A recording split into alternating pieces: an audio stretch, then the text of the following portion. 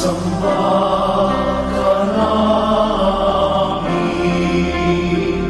pinipinto ka namin, aral mo ang aming buhay at kaligtasan.